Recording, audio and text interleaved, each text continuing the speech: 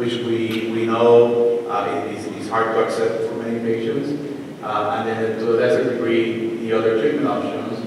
Being lifestyle, the most common, and personally I don't know what they mean by lifestyle, because that entails changes in habits which are difficult to make. So if you want to have someone change, try to do more exercise and lose weight, that we know that can be very challenging too, and I don't think it's still not, we haven't found an effective treatment for sleep apnea yet. Surgical options, of course, bariatric surgery is still, but there's not only surgeries for the upper airway, but bariatric surgery is also considered one of the best options, actually, a very good option for someone with sleep apnea.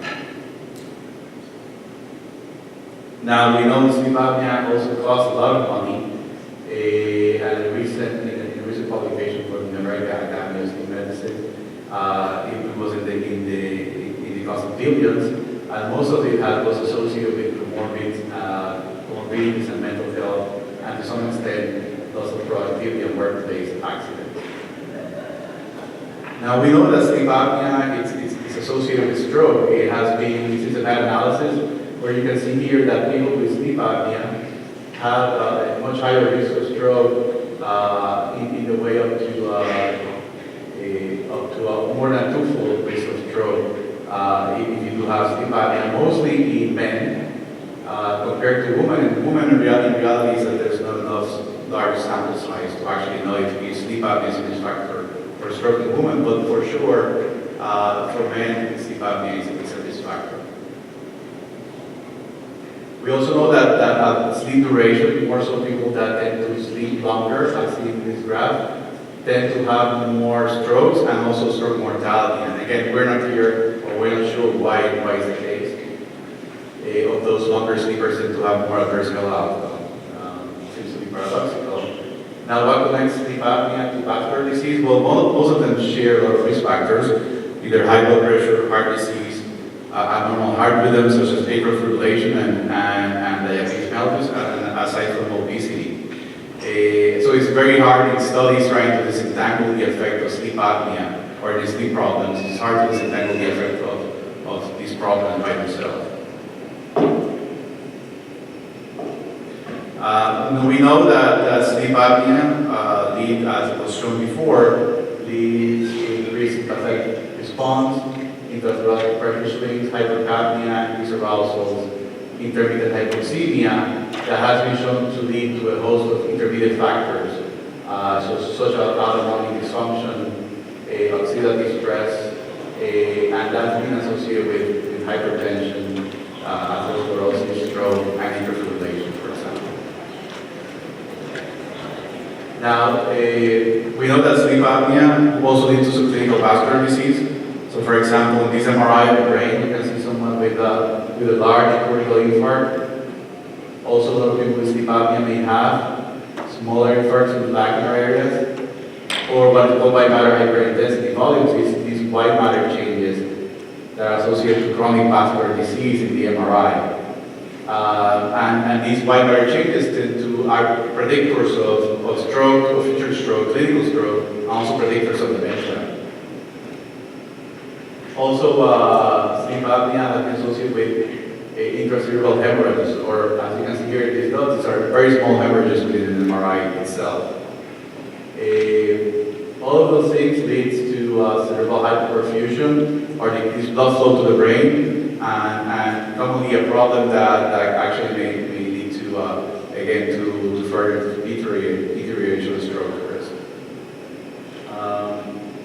So some data showing that mostly people with sleep apnea may have increased white matter disease associated to decrease in that apnea-hypopnea index.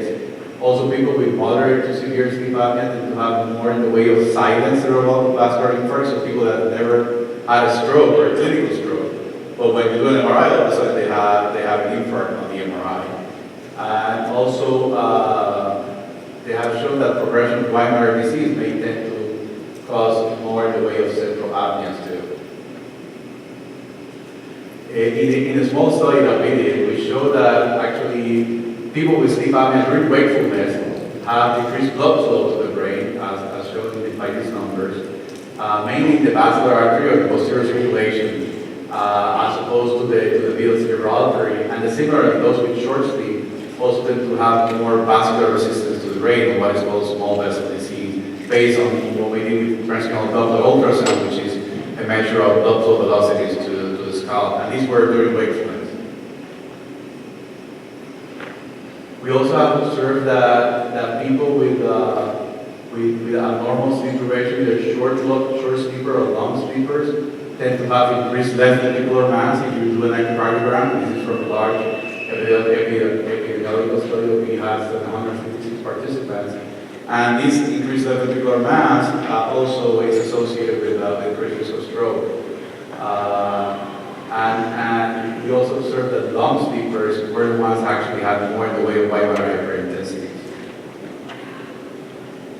Now, what is the treatment for sleep apnea? We know that CPAP is a mainstay of treatment. That has been what we have tried to use for a while, with some success and with some failures, of course. And we know in general, people with aside from CPAP, there are other different treatment modalities like ALOPAP, which is to be used more or used more as a consequence of health insurances trying to push for ALOPAPs more than having patients come back to the laboratory. But also we have pleural advancement devices that can be as useful for sleep apnea in people with mild to moderate sleep apnea. And also there is a Inspire device, which is actually like a, at least for us, basically it's a nerve stimulator of the glossopharyngeal nerve that provides an ongoing signal to the muscles of the upper airway to maintain them open during sleep. But also there's some trials showing, as I mentioned before, that treatment of obesity with bariatric surgery tend to provide good outcomes, at least for sleep apnea in this particular population. Now, what is the impact of CPAP therapy on cardiovascular risk? Early data from a Spanish cohort by Marie show that if you have untreated severe sleep apnea, you have more chances of having basically bad cardiovascular outcomes or cardiovascular mortality. And I want you to follow the red line here, where you can see someone with untreated severe sleep apnea just accumulating more events throughout time, more cardiovascular events throughout time. But if you have someone with sleep apnea through the CPAP, they're more or less behave over time as controls. So there was a suggestion that maybe the CPAP therapy, of course, may be protective for cardiovascular events. Now, most recent data from a large randomized trial called the SAFE trial actually showed the opposite. In this trial, from 89 centers across different international settings, they evaluated CPAP for the prevention of cardiovascular outcomes secondary prevention. What they show, and people were excluded, they have severe daytime sleepiness, and that might be an issue. Usually people with daytime sleepiness and sleep apnea are the ones that have been shown to have worse outcomes associated with them. But they also, they randomized people to either using CPAP or what's called usual care. They had to have shown that were able to use CPAP once for a week with the sham lab. And what it shows basically that over time, CPAP and usual care was about the same. So CPAP did not confer any protective or any benefits, at least for secondary cardiovascular protection. And one of the main concerns for this study was that this is time in on, and this is hours of CPAP use. They showed that at the beginning, people use their CPAP in terms of hours, a little bit more than 4 hours, but over time, it dropped off and then leveled off less than 4 hours. We consider success of CPAP use if someone is able to use it more than 4 hours per night, and in these studies, per average, it was used for 3.3 hours. So we thought that one of the main criticisms is that people were not applying to CPAP enough or they didn't have enough of a dose of the treatment to actually confer any protection. Now, as that brings us also to the question if you know we use the apnea-hypopnea index as our main biomarker for the evaluation of and treatment of sleep apnea, and it has been very, very useful for it. We use it in our clinical settings, and we're able to follow patients, but we know that when it comes to following different adverse outcomes or health outcomes, the apnea-hypopnea index is a very noisy signal. There's a lot of night-to-night variability, and there are different techniques that may affect the apnea-hypopnea index, such as using an in-lab study versus a home study. And the apnea-hypopnea index is really a composite of different things going on at the same time. You see, people with similar levels of apnea-hypopnea index may have very large differences in the hypoxemia levels, in the number of arousals, I was mentioned in the previous talk. So we're trying to tease out who is the person that is really at risk. Is one of the things that we're trying to accomplish now in future studies. We also know that other sleep symptoms have been associated with cardiovascular outcomes. So for example, people with insomnia may have anywhere from a 30% to a 50% risk of myocardial infarction. Those that do shift work may have more than a twofold risk of heart disease progression after 11 to 15 years of shift work compared to those that do day work. And people with restless-like symptoms or periodic movements in sleep, which I showed earlier, also may have up to a 30% risk of cardiovascular disease. So one of the older efforts that we have done is actually try to not evaluate sleep symptoms in silos, but rather see if we can combine symptoms and look for participants or patients that are really at higher risk for cardiovascular events. And some of that work was done by a group that they follow veterans over time, and they tried to see, and they divided the veterans with sleep apnea into different types of clusters of patients.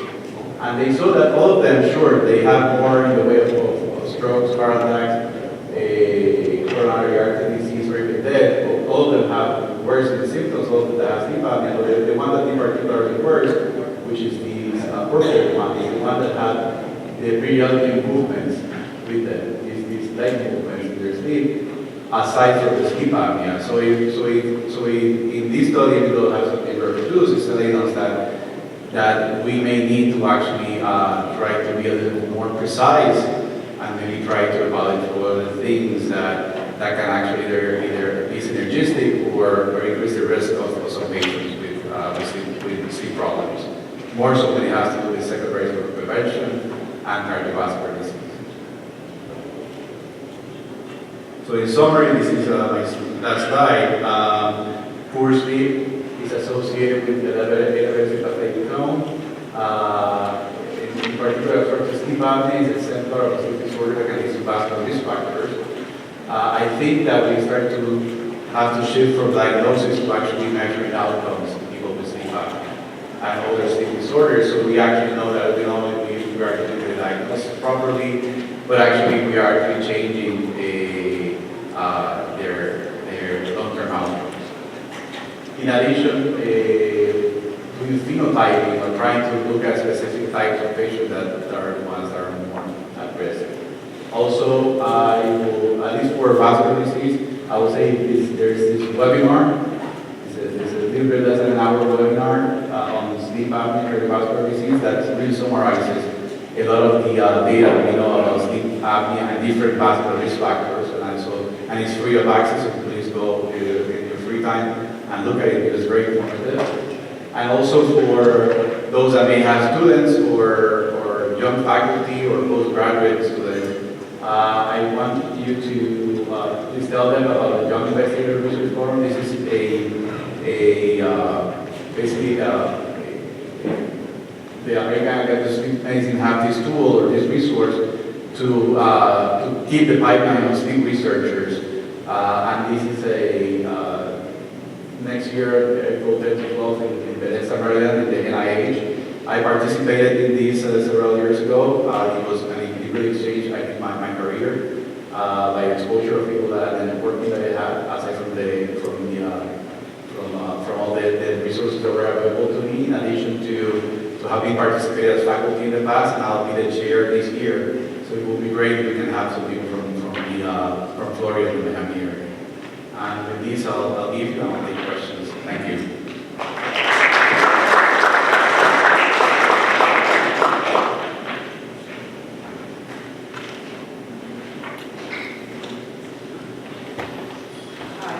Soraya Navarro from West Palm Beach.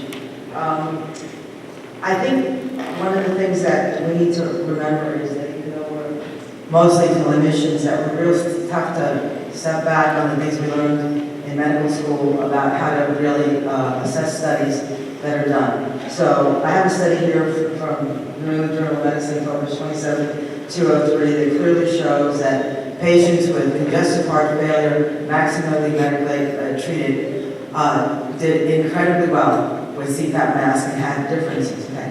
Then we have the study from New England Journal of Medicine. And if you look carefully, well, they excluded patients with severe daytime sleepiness and hypoxia. So we always have to be scientific about it. So when they present these studies, half of us will walk out of here today thinking, you know what, maybe the CPAP mask doesn't make a difference. The truth is that the CPAP mask makes a huge difference, and more now more than ever.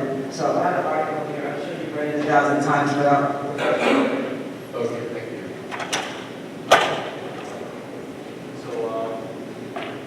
And that's a great point. It's we could have a complete talk about vascular consequences of CPAP and different treatment modalities, how they affect. And it's true, SAFE is the largest trial that has been done so far. And as I mentioned before, yes, they excluded participants with excessive daytime sleepiness, which, going back to phenotyping and seeing who is the patient is at risk, that those in other studies, smaller studies, but many studies, have shown that people with daytime sleep, the phenotype of the sleepy patient with sleep apnea is the one that seems to be at higher risk. So it's true, it's what you're saying, and also there's the fact that maybe you already have an event. In this case, this is for secondary prevention of vascular disease. If you already have an event, it's unclear what is the added benefit of CPAP. For example, if you already are taking your beta blocker and then platelet, all of those things that we try to do for secondary stroke or cardiovascular prevention. Now, that doesn't mean that CPAP isn't useful. Actually, CPAP was shown to be useful, obviously, to treat the symptoms of sleep apnea in this study. And also, it showed that, at least a post-hoc analysis showed that in people with strokes, specifically strokes, cerebrovascular disease, actually seem to confer some protection. But again, overall, it seems that at least this study failed. That doesn't mean that we're not going to treat them with CPAP.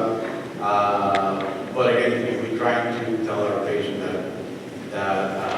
CPAP is going to decrease the risk, for sure, it's hard to tell. In very specific populations, like the one you just pointed out now, for example, in those patients, we know that in heart failure, which is a very specific population, we know that CPAP should be useful to be helpful. But thanks for bringing that up, because it's true. There's in science, as you mentioned, there's a lot of mixed signals and seems what it seems to be contradictory at times. Thanks for bringing that up. Another question? One question? Yes.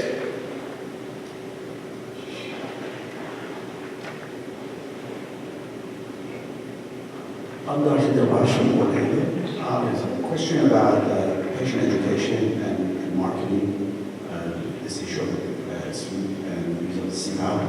And patients, obviously, we do a lot of studies on the patients. We share that together and we educate ourselves. And then we see that adherence to the treatment is very important part.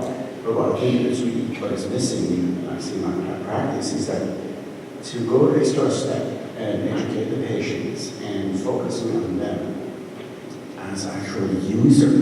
I think what is really missing in all of these studies that we're doing is that part. And I think, is there any attempt, is there any studies, especially that's going to have a study in Maryland, to focus on that part? So we know a lot, technology is improved, but what is really missing is that part, is media, Facebook, TV, to focus on stuff on the patients. No, and that's another great point. Yes, it's CPAP compliance is a big issue. It's a huge issue. We have a treatment that is highly effective, but it's have low acceptance. Even over time, since that after a year, maybe 50% of people will continue to use their CPAP, and then of those, maybe even minority will use more than 4 hours.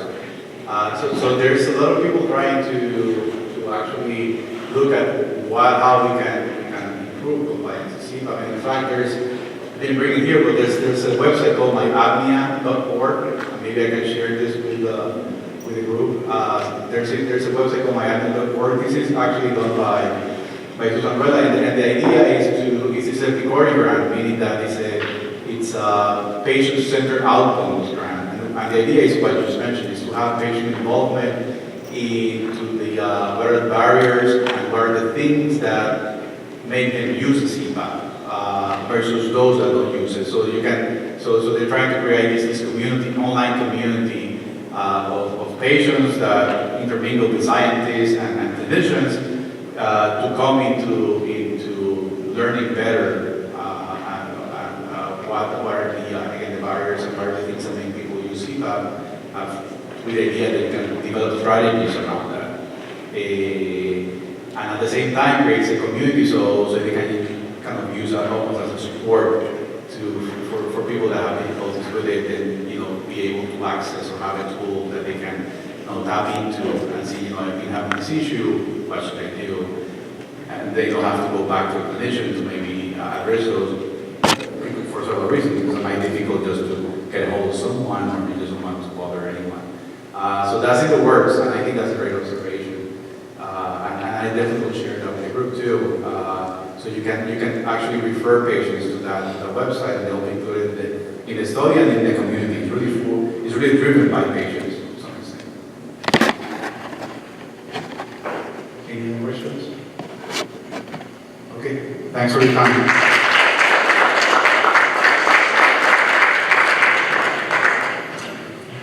Excellent lecture and guest lecturers. Next one that is coming is Mohammad Nawaz, and I'm going to introduce him as one of my best friends. And he came all the way from Chicago, and he is the chair of the Pharmaceutical Science and Quality of Pharmacy in Chicago State University. He's an MD and PhD. And please welcome Dr. Mohammad Nawaz.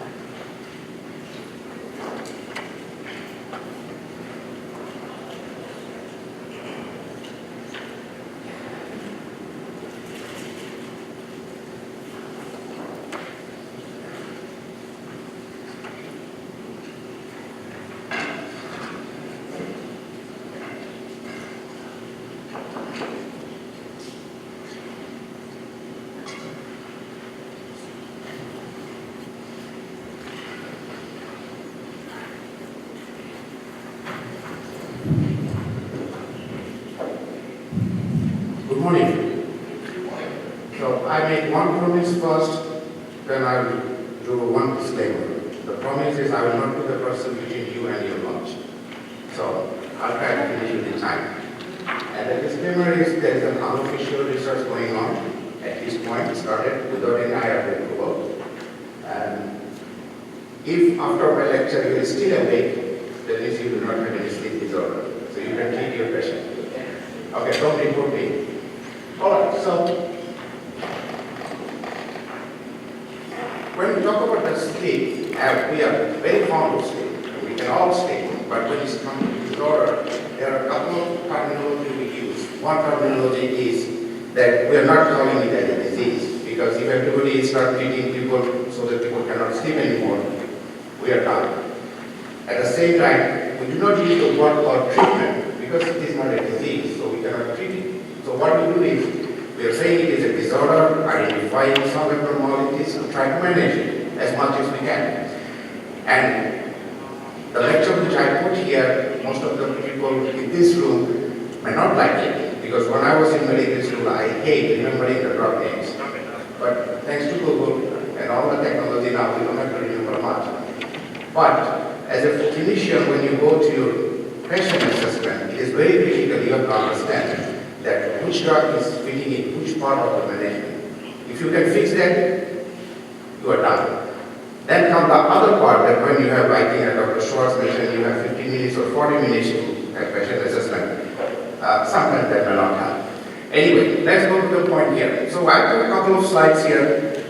One is the understanding the sleep, because when you are to manage the sleep, you need to know what part you are managing. There are different people have different issues. So earlier lectures, we have this information. There are two phases, the rapid eye movement and non-rapid eye movement. So if you count, there are 4 stages within the non-rapid eye movement. One is stage 1 and 2, 3 and 4.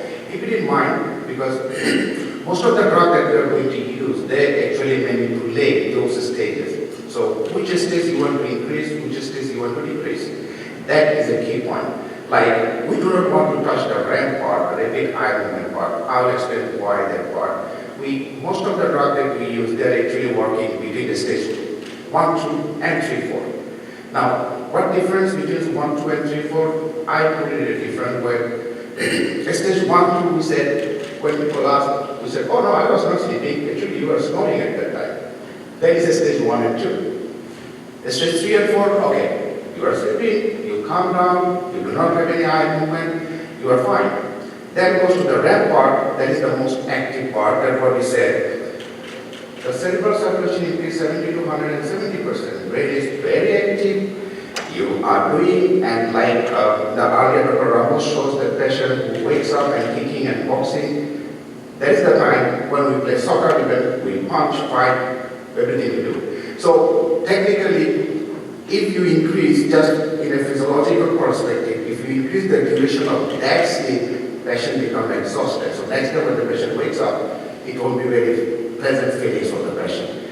So most of the drug, as I said earlier, what we do, we reduce the latency, how quick the patient goes to stage 1 and 2, and then how long we can maintain the sleep, still keeping within the 1 and 2, not to take too long in stage 3 and 4. And if you follow my slide, there are a couple of areas I put yellow highlights, not highlights, I use yellow color. That is actually I'm trying to draw your attention to those things so that you can take it home. You can use it during your practice decision. Okay, now this is the boring part. But again, that is the interesting part for us as a scientist. We say we are sleeping, but while we sleep, if you give attention to last 3 lectures, there are different areas in the brain, there are different neurotransmitters, there are different chemicals. And here comes the fun part. People who are practicing sleep medicine, I can guarantee you, you will never lose a job. Because we always sleep, we always have problem with that. Okay, so here comes the key point. There is no specific area in the brain that we can say that this is controlling the sleep, number 1. So it doesn't matter what you see in MRI or MRI.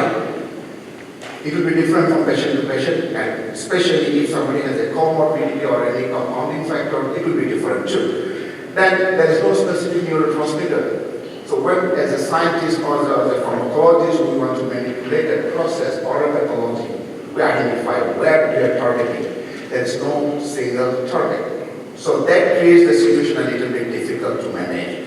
But still we try to understand that what are the factors or what are the components that is taking part. So there is, if you look at here, there are areas in the brain that apparently control the non-REM sleep. And when it comes to the REM sleep, there are cholinergic systems that turns it on.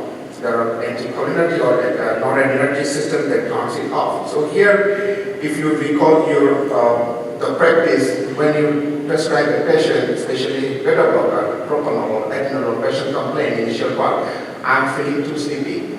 That explains why, because you are blocking the norepinephrine, which is actually contributing in the wakefulness part. Similar to that is the antihistamine. We just use antihistamine as a sleep aid. Why? The same thing, because histamine keeps the brain more active. So these are a couple of targets that you can use to manipulate what we like to achieve there. So again, we cannot say a single neurotransmitter or single process or single part of the brain that we can interfere to manage the sleep disorders. Now, all these slides I'm creating my ground that why I'm going to use the drug and where my drugs or the drug that we are using are going to work. So to go for that identification, as I said, there are different characteristics of sleep disorders. Some people, they cannot initiate the sleep. They go to bed, they spend time, an hour, they cannot fall asleep. Some people, they may be able to start sleep, but they cannot maintain. So these are the two major categories. Ultimately, we call them those patients that have insomnia or other sleep disorders. And the other characteristic that is coming with those movement part, the rapid leg movement or the big list of sleep disorders. This classification, again, this is from the diagnostic and the statistical manual for mental disorder. They made a big list of sleep disorders. I'm not going through that. But their classification mostly based on physiological factors. But one thing they address, it says that if you want to identify somebody who has a sleep disorder, at least the person or the patient has to have a month of history. You just cannot be aggressive because there are so many other social or compounding factors that can contribute to the sleep imbalance. Okay, these are a couple of sleep disorders. I am not going through that. These are just for understanding purpose. I intentionally put it so that when you go home you can read. All right. Diagnosis for sleep disorder, there are different kinds of disorders. Not all of them needs polysomnography. So there is a list that gives us the indication what needs. And if you look, there are modification of polysomnography. There are different laboratory areas. But in the clinical setup, this is what composed of. You do the EEG, electroencephalogram, you do the EKG, you go to electromyogram, and you check the respiration and you check the oxygen saturation. So all this composed, and this is the slide here, what it tells, what are the indications when you prescribe or when you ask a patient to go for a polysomnography. But insomnia is not one of those. Why? Because that is the most common one, and we can identify based on the patient assessment and the history that we can manage that patient. So once it is, most of the pharmacologic approach actually is going toward the insomnia. The other specific sleep disorders, there are surgical use, there are behavioral change, there are non-pharmacologic approach. But since I was asked to prepare only for the therapeutic and pharmacologic side, so I focused on that. So when it comes to insomnia, there are non-pharmacologic way of alleviating that issue. So a couple of things we always practice. In even general setup, sometimes people advise, okay, take a shower before you go to bed. It works for some people. So that is our so-called, sometimes they say, you take some yogurt. I don't know why, how it comes to fall asleep, but it does work. So those are the non-pharmacologic side. Again, if we, as a physician, keep working on non-pharmacologic, then we will not have business, I believe. All right, so now we go for the pharmacology side. All right.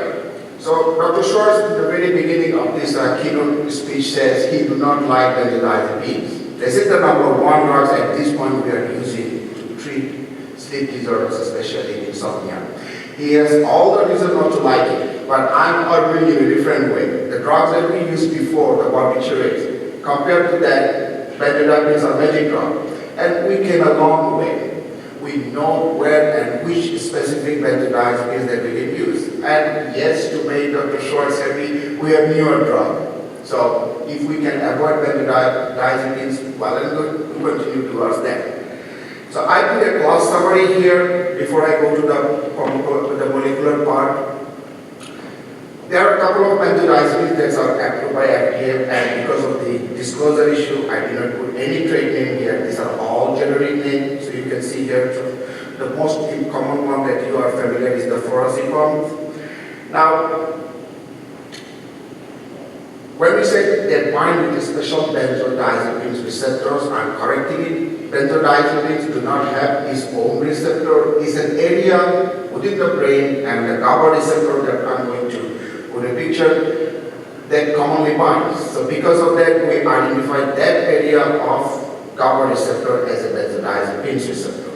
Now, once it binds with those receptors, then it changes the morphological part of that receptor's function. We explain it a little more detail here.